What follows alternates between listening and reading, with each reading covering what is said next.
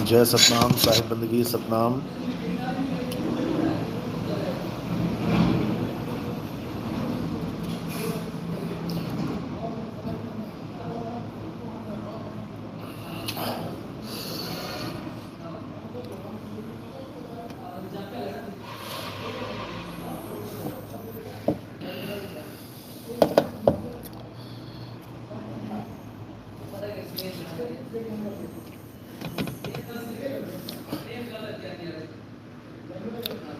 तो आज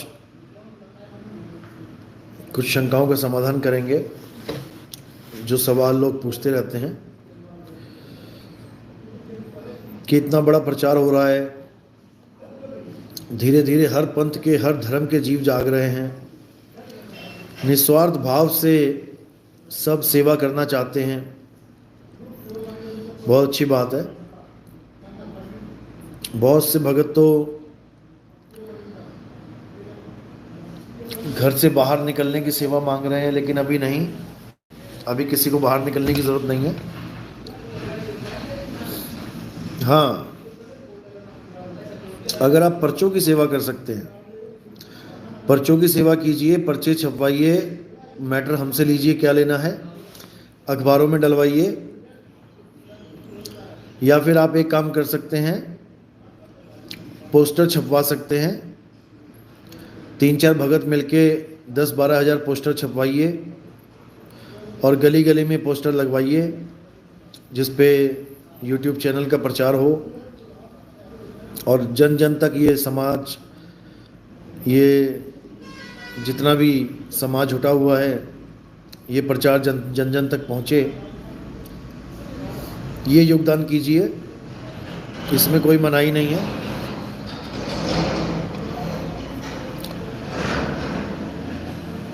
तो जो भी भाई ये प्रचार करना चाहते हैं पोस्टर्स का, वो संपर्क कर सकते हैं, उनको मैटर दे दिया जाएगा। मैटर अपना छपवा लें जो दिया जाएगा, और जहाँ पे आप छपवाएंगे वहीं से आपको नंबर मिल जाएगा। जो लोग शहरों में पोस्टर लगाते हैं उससे बहुत अच्छी जागृति हो सकती है। लोग पोस्टर्स देखते भी हैं। जब उस पर कबीर साहब की बड़ी सी फ़ोटो लगी होगी और संतों की फ़ोटो लगी होगी तो अपने आप एक बार तो पढ़ने के लिए नज़र दौड़ेगी। जब बड़ी बड़ी हेडिंग्स में अच्छे अच्छे दोहे लिखे होंगे तो अपने आप जीव जागेगा, क्योंकि संतों की वाणियाँ पढ़ के बहुत से जीव जागते हैं। माना कि सबके बस की बात नहीं है उनकी बाणियाँ समझना, लेकिन बहुत हद तक संतों की बाणियाँ बहुत काम कर जाती हैं। जो एक आम बंदा नहीं बोल सकता, समझा सकता, वो संतों की बाणियाँ समझा देती हैं। तो आप पोस्टर्स बनवाइए और अखबारों में जो पर्चे छपते हैं वो बनवाइए। अगर कोई फ्लैक्स बोर्ड बनवाना चाहता है वो भी बनवा सकता है।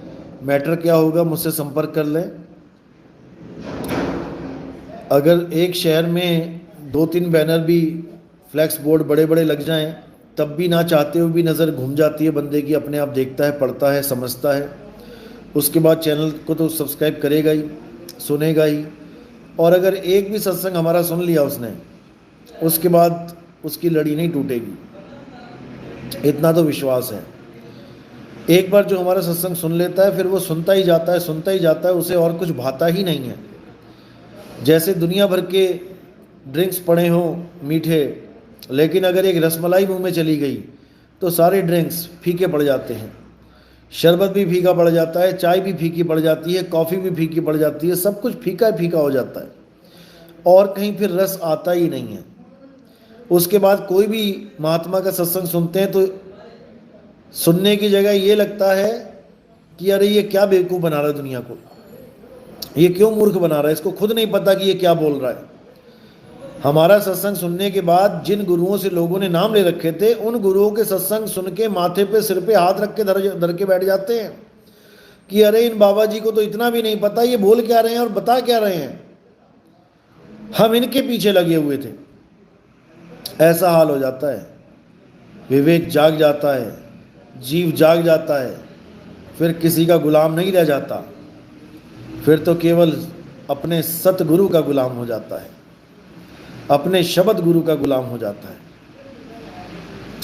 इसलिए अगर कोई सेवा करना चाहता है प्रचार की तो वेल एंड गुड है, संपर्क करें, सब समझा दिया जाएगा कैसे करना है, और खूब मन लगा के प्रचार में हिस्सेदारी करें, क्योंकि यही एक जन्म है आपके लिए भी और आपके आस पड़ोस वालों के लिए भी, आपके शहर निवासियों के लिए भी। ये जन्म गया नहीं कि चल 84।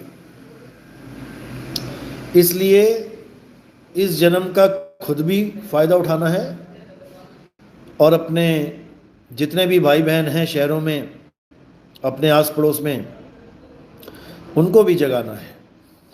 जब सारा समाज जागेगा तो एक नए विश्व की रचना होगी, एक नया विश्व, द न्यू वर्ल्ड बन के आएगा, उभर के आएगा सामने। वो वाला न्यू वर्ल्ड नहीं, इल्यूमिनाटी वाला, वो नहीं चाहिए हमें। हमें चाहिए सतनाम के झंडे के नीचे आने वाला न्यू वर्ल्ड। इल्यूमिनाटी वाला तो वो हमारे काम का नहीं है, उस वर्ड पे हम थूकते भी नहीं हैं। जो पूरा मशीनी युग बनाने के चक्कर में है ये लोग, इंसानों से ज़्यादा मशीनों को अहमियत दे दी है। अरब जैसे कंट्रीज़ में आज तक एक भी आदमी को उनके देश की नेशनलिटी नहीं मिली, और मशीनों को नेशनलिटी दे के बैठे हैं, रोबोट्स को। ऐसा मशीनी युग हमें नहीं चाहिए भाई। जितनी मशीनें चाहिए थी हमारे पास पर्याप्त हैं, हमें इससे ज़्यादा फास्ट नहीं होना, हमें इतना तेज नहीं होना कि हम खुद ही बर्बाद हो जाएं। हमें इतनी तेज कारें नहीं चाहिए कि हम उसे संभाल ही ना पाएं और एक्सीडेंट में मारे जाएं। जितना मालिक ने दे दिया है इतना सफिशिएंट है।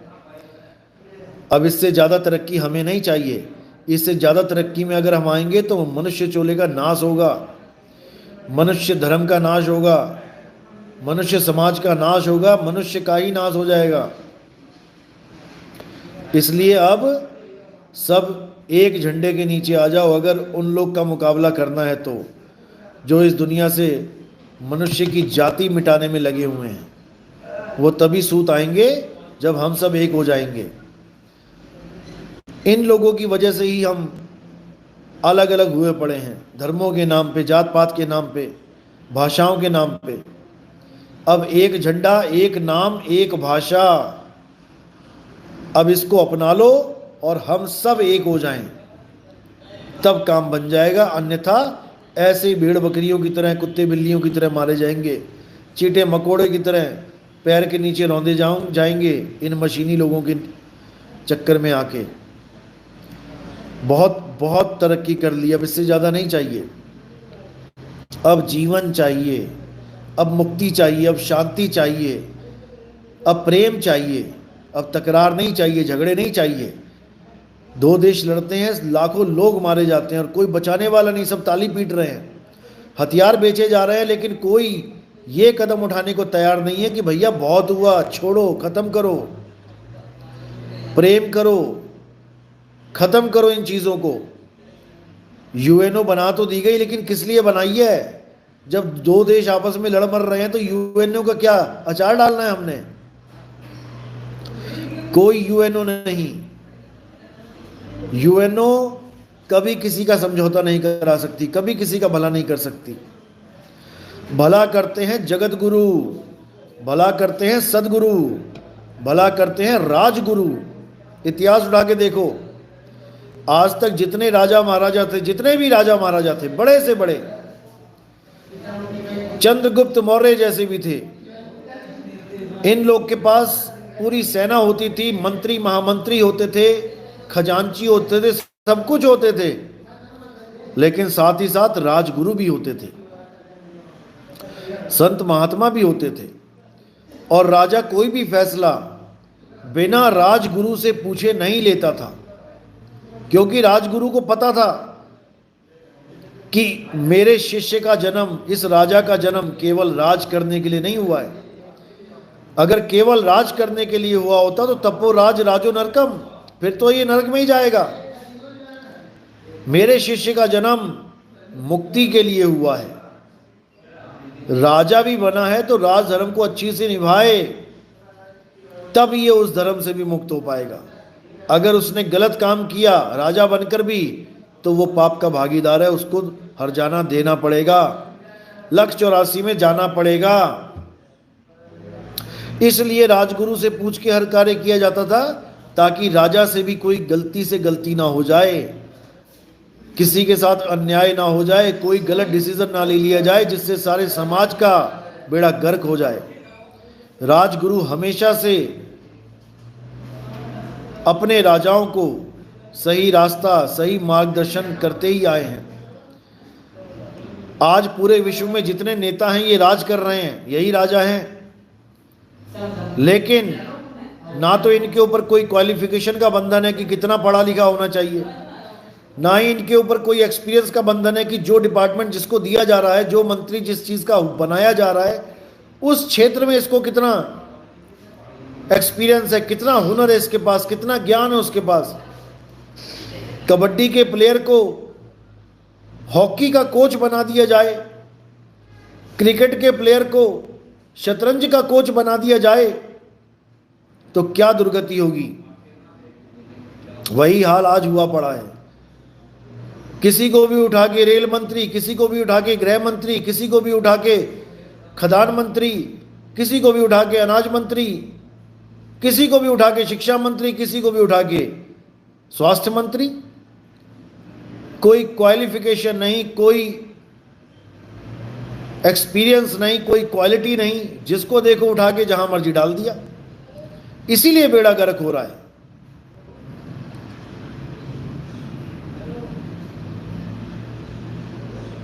हमारे देश का संविधान जो भी है, जैसा भी है, ये उनके हाथों में होना चाहिए जो परमात्मा को, गुरु को साक्षी मानते हैं। उन लोगों को कस्में दिलाई जाती हैं मंत्री पद की जो भगवान को मानते ही नहीं है, गुरु को मानते ही नहीं है, अल्लाह वाहिगुरु को मानते ही नहीं है। वो भी कह रहे हैं मैं ईश्वर की शपथ खा के ये कहता हूं, वो कहता हूं। अरे जब वो मानता ही नहीं है तो उसको क्या शपथ दिला रहे हो? और वो कौन सा काम सही करेगा जब इसको ईश्वर का डर ही नहीं है? बस उसने बोल दिया, क्यों संविधान में लिखा है कि शपथ लेनी पड़ेगी, बोल दिया।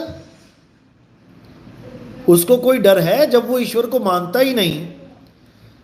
अब कोई हिंदू है अल्लाह को मानता ही नहीं, तो अल्लाह की झूठी कसम खाने में कितनी देर लगेगी? या कोई मुसलमान राम जी को मानता ही नहीं, तो राम जी की झूठी कसम खाने में कितनी देर लगेगी? दिक्कत यहां पे है। अरे क्वालिफिकेशन नहीं अगर आप दे सकते कि इतना क्वालिफाइड होना चाहिए हमारा नेता, तो कम से कम एक गुरुमुख तो होना चाहिए, किसी गुरु की शरण में तो होना चाहिए कि गलत काम करे तो गुरु कान मरोड़े उसका कि अरे मूर्ख ये क्या कर रहा है, कहां माया के जाल में फंस गया, खुद भी मरेगा मुझे भी मरवाएगा, बदनामी करवाएगा समाज में। तो ऐसे समाज में जितने भी बैठे हुए हैं ये लोग, इन लोग को थोड़ी अकल देनी चाहिए। और ये तभी दे सकते हैं जब जनता एकजुट हो जाएगी। अगर जनता एक सत्य को पहचान ले, धर्म के नाम पे लड़ना छोड़ दे, जिसको अल्लाह से प्यार है वो अल्लाह को प्राप्त करे, जिसे वाहिगुरु से प्यार है वो वाहिगुरु को प्राप्त करे, जिसको राम से प्यार है वो राम को प्राप्त करे, नामों के चक्कर में ना पड़े कि नामों के चक्कर में लड़ मर गए और पल्ले कुछ पड़ा नहीं। ऐसे नामों से हमने कुछ नहीं लेना। 5 लोग प्यास से मर रहे हैं, पानी पिया नहीं, पानी मिला नहीं, पानी की खबर नहीं है, और प्यासे प्यासे भी मरते मरते भी लड़ रहे हैं, नहीं वाटर, नहीं जल, नहीं नीर, नहीं तोय, नहीं पानी, नामों के पीछे मर रहे हैं। ऐसे ही मरते जाओगे। एक भी बचने वाला नहीं है। आज तक ना तो किसी को खुदा दिखाई दिया, पहले नहीं दिखता था क्या, पहले नहीं बात होती थी क्या? मोहम्मद साहब के साथ खुदा ने बात करी है, मूसा जी के साथ बात करी है, ईसा के साथ बात करी है। हमारा तुम्हारा नंबर आया तो अल्लाह ने बात करनी बंद कर दी। ऐसा क्यों भाई? वो तो बात कर ही रहा है, लेकिन ना तुम सुनने लायक हो, ना तुम जवाब देने लायक हो। उसकी आवाज तुम तक नहीं पहुंच रही है, बोल वो रहा है। उसको देखा भी जा सकता है सूरत से। देखने का मतलब ये नहीं कि आंखों से देखोगे। सूरत से देख ले वह देश, सूरत से देख ले वह देश, और देखत देखत दिखण लागे, मिट गए सकल अंदेश, सूरत से देख ले वह देश। जब मूसा जी पहाड़ के ऊपर खड़े थे और अल्लाह से जिद कर बैठे कि या खुदा मैं तुझे देखना चाहता हूं, तब अल्लाह ने कहा मूसा तेरे बस की बात नहीं है मुझे देखना, तू नहीं देख पाएगा। अरे तुम दिखाओ तो सही, एक बार दीदार कराओ तो सही। अरे नहीं देख पाएगा, अरे कराओ तो सही। आ गया जिद पे। तब जब थोड़ा सा पर्दा उठाया और इतनी रोशनी निकली, इतना नूर निकला कि मूसा अलैहिस्सलाम बेहोश होके गिर पड़े। और जिस पहाड़ पे वो खड़े थे, वो पहाड़ जल के राख हो गया, काजल जैसा काला हो गया। अब यहां पर जो भेद है, यहां पर जो गुप्त ज्ञान छुपा है इस साखी में, ये कोई नहीं समझ पा रहा। अगर इतना ही तेज था अल्लाह के उस नूर में, तो पहाड़ काला हो गया। जो पत्थरों का पहाड़ था वो जल के काला हो गया। मूसा जी क्यों नहीं जले? उनकी चमड़ी क्यों नहीं जली? वो केवल बेहोश हुए, जबकि पत्थर पहाड़ राख हो गया। और अगर पहाड़ राख हुआ तो बाकी जमीन क्यों नहीं हुई? अगर सूरज की कोई किरण पड़ रही है तो पहाड़ पे भी पड़ रही है और जमीन पे भी पड़ रही है। यानी अल्लाह क्या केवल उतनी ही सी जगह में प्रकट हुआ था, उतनी ही रोशनी थी उसकी कि केवल पहाड़ पहाड़ जले, बाकी दुनिया में रोशनी क्यों नहीं हो पाई? जब इतना बड़ा दीदार करा दिया तो बाकियों को भी पता लगना चाहिए था कि कुछ हुआ। अभी सूर्य ग्रहण हो जाए या चंद्र ग्रहण हो जाए, आधी दुनिया को पता लग जाता है। अगर सूर्य उदय हो जाए रात में तो आधी दुनिया चमक जाती है। एक हिस्सा आधी दुनिया का पूरा चमक जाता है। इंडिया चमका तो कनाडा अमेरिका में अंधेरा है, और कनाडा अमेरिका चमका तो इंडिया में अंधेरा है। आधी दुनिया चमक जाती है। तो अल्लाह का नूर क्या सूरज से भी कम था, जो केवल एक पहाड़ को ही काला कर पाया, और मूसा को तो वो भी नहीं जला पाया? ऐसा कैसा नूर था? ये सब गुप्त कोड होते हैं भाई, ये सांकेतिक ज्ञान होते हैं, ये समझाने के लिए बनाए जाते हैं, ताकि जब सही समय आता है तो कामिल मुर्शिद सब खोल के रख देता है। लोग कहते हैं मुसलमान धर्म में गुरु बनाने की जरूरत नहीं है। क्यों नहीं है? ये कामिल मुर्शिद वर्ड ही मुसलमानों के धर्म से आया है। कामिल मुर्शिद का क्या मतलब होता है? उसका मतलब होता है सतगुरु।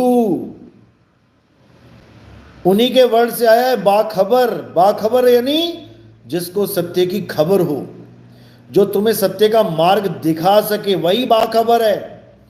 उसका जिक्र कुरान में आया है। लेकिन मुसलमान भाइयों को बरगलाया गया है कि तुम किसी गुरु को मत धारण करो। अरे भाई, नबी भी गुरु ही थे, नबियों के पीछे दुनिया चली है। गुरु का मतलब ये नहीं कि तुम गुरु को अल्लाह मान लो। गुरु का मतलब ये है जो तुम्हें अल्लाह तक पहुंचने का रास्ता बताए। क्या नबी नहीं बताते थे? अगर नबी रास्ता बताते थे, लोग उनको फॉलो करते थे, फिर तो कह दो कि नबी भी अल्लाह के रास्ते में रोड़ा है, क्योंकि गुरु हैं वो। अल्लाह के होते हुए गुरु धारण करने की क्या जरूरत है? आदमी को गुरु क्यों बनाया जाए? भाई, आदमी को ही गुरु बनाया, आदमी को ही सजदा किया। फरिश्तों को सजदा नहीं करवाया था अल्लाह ने। आदम अलैहिस्सलाम को सजदा करवाया था। वो आदमी ही थे और मिट्टी के ही थे, मिट्टी से बनाया गया था उनको, लेकिन मिट्टी को सजदा नहीं करवाया गया था, सजदा रूहे इलाही को कराया गया था, सजदा सोहम को कराया गया था, सजदा सोल को कराया गया था। सोल नेवर डाइज, जो अविनाशी है, जो कभी नहीं मरता, उसको कराया गया था। लेकिन ये इन लोगों की समझ में आने वाला नहीं है। इन लोगों को तो बस वही चाहिए जो इनको मिल रहा है। कुछ सच्चा ज्ञान मिले तो हजम नहीं होता। तो जो प्रचार करना चाहते हैं वो, जैसे मैंने बताया, पोस्टर छपवा सकते हैं। 3-4 भगत मिल जाए एक ही शहर के, 10,000 20,000 पोस्टर छपवाएं और पूरी शहर में हर गली में पोस्टर लगवाएं, जिससे अच्छा प्रचार होगा, लोग जागेंगे, जागृति होगी, 13वें पंथ का डंका बजेगा। परमात्मा के इस कार्य में पूरा योगदान करिए, क्योंकि यही मौका है। अभी हार्ट फेल हुआ तो कुछ नहीं कर पाओगे, जीरो, क्योंकि सतगुरु की सेवा सफल है। जे को करे चितलाई, ये मौका है तुम्हें सेवा करने का। इसके बाद ये मौके नहीं मिलेंगे। कुत्ता बिल्ली हाथी घोड़े बन गए तो मौका नहीं मिलेगा। इसलिए परमात्मा के नाम पे अपना तन मन धन निछावर करो। एक दवन्नी नहीं ले जा पाओगे यहां से, लेकिन अगर उसी पैसे से कोई जीव जाग गया और तुम्हें दुआएं दे दी तो तुम्हारा कल्याण हो जाएगा। जिन्होंने नाम दीक्षा ले रखी है उनका कल्याण तो निश्चित ही है। जिन्होंने नहीं भी ली है वो भी योगदान कर सकते हैं, इसमें कोई मनाही नहीं है। तो आज का शंका समाधान सेशन यही खत्म करता हूं, और किसी का कोई सवाल है व्हाट्सएप कर सकता है, उसके लिए अगला एपिसोड आ जाएगा। तब तक के लिए साहिब बंदगी सतनाम। जय हो सतगुरु बंदी छोड़ सतगुरु सत्य कबीर साहिब की सदा ही जय हो। सतनाम।